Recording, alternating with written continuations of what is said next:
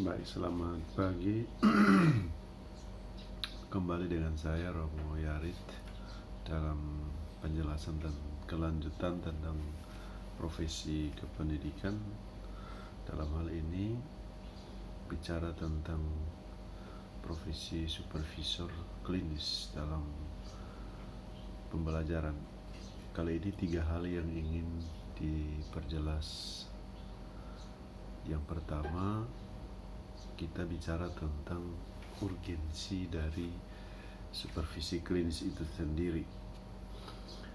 Kita memahami kata urgensi artinya sesuatu yang penting, sesuatu yang diprioritaskan atau diutamakan di dalam supervisi klinis. Dari kata ini kita bisa paham bahwa urgensi dari supervisi klinis itu adalah menghindari guru dari kesalahan-kesalahan baik yang bersifat habitual, baik yang bersifat sengaja maupun tidak disengaja, maupun yang bersifat metodis. Karena kita selalu hidup dalam berbagai macam perubahan situasi, maka di dalam proses pembelajaran kita juga harus menyesuaikan diri dengan perkembangan psikologi anak, perkembangan situasi dunia, dan juga secara umum diatur di dalam kurikulum. Pendidikan yang diterapkan dalam kurikulum 2013 saat ini adalah karakter siswa. Karena itu di dalam proses pembelajaran hal yang diutamakan baik dalam kompetensi inti yang diterjemahkan dalam kompetensi dasar, kita perlu menerapkan metode-metode yang lebih familiar. Nah, di sini supervisi klinis perlu diadakan supaya kita memahami betul apa yang harus kita lakukan di dalam proses pembelajaran. Paling tidak hal penting dari profesi klinis itu adalah menghindarkan guru dari berbagai macam kesalahan pribadi, kesalahan metode, maupun kesalahan di dalam penguasaan materi. Hal yang kedua yang bisa kita jelaskan lebih lanjut adalah teknik komunikasi dalam supervisi klinis. Di dalam tadi ya supervisi, urgensitas dari supervisi klinis contohnya kita bisa merubah perilaku kita ya, dalam mengajar, dalam proses pembelajaran. Itu salah satu bagian penting dari proses supervisi klinis ya. Misalnya kita yang biasanya mengajar dengan kata-kata kasar atau sesuatu yang menyinggung perasaan siswa bisa diganti dengan kata-kata yang memotivasi siswa. Ini dalam hubungan juga dengan hal yang kedua, yakni teknik komunikasi dalam supervisi klinis. Ya, tentu kalau bicara tentang teknik maka kita harus memasukkan unsur-unsur komunikasi. Unsur-unsur komunikasi itu bisa, yang pertama misalnya komunikasi itu harus dipandang sebagai proses penyampaian informasi.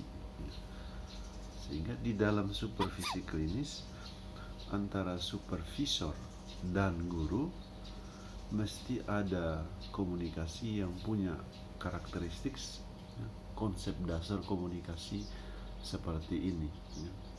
Bahwa komunikasi itu harus berujung kepada sebuah proses penyampaian informasi.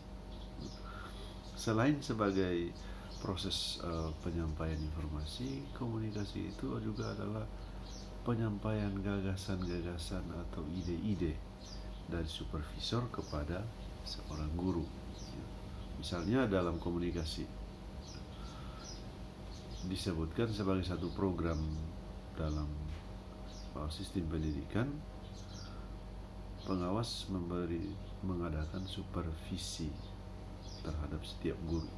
Di dalam supervisi itu penting komunikasi ini karena lebih banyak supervisi menjalankan tugasnya hanya secara formal, bahkan guru dibebani dengan berbagai macam administrasi yang tidak memiliki efek kepada perubahan guru itu sendiri. Jadi harus ada message formulator, ada komunikasi yang berisikan gagasan-gagasan yang punya kualitas ya, yang bisa memberikan efek pada komunikasi itu sendiri. Yang ketiga itu adalah bagaimana komunikasi itu dipandang sebagai proses untuk menciptakan arti ya, ide, gagasan ya, sehingga selain menyampaikan gagasan juga menciptakan ide-ide baru atas dasar komunikasi bersama antara supervisor dan guru tersebut. Misalnya kalau di dalam hal sikap tadi, maka di dalam komunikasi itu disampaikan hal-hal komunikasi yang psikologis yang bisa menenangkan atau menyenangkan peserta didik. Dan hal yang terakhir yang dibicarakan itu adalah komunikasi klinis secara lebih khusus, bahwa sifatnya itu share antara sejawat ya, orang-orang yang punya kepentingan bersama, yang punya komunikasi secara hati bersama, sehingga dalam komunikasi klinis itu beberapa hal yang ditekankan, misalnya supervisor tidak menciptakan atau memberikan kesan untuk menguasai, tetapi lebih menemukan permasalahan yang dihadapi oleh guru. Kemudian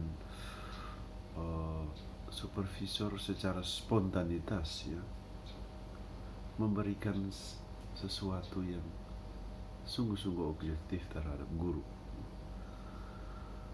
Kemudian bahwa komunikasi klinis itu lebih tertuju kepada memperhatikan ya, informasi yang disampaikan oleh guru ya.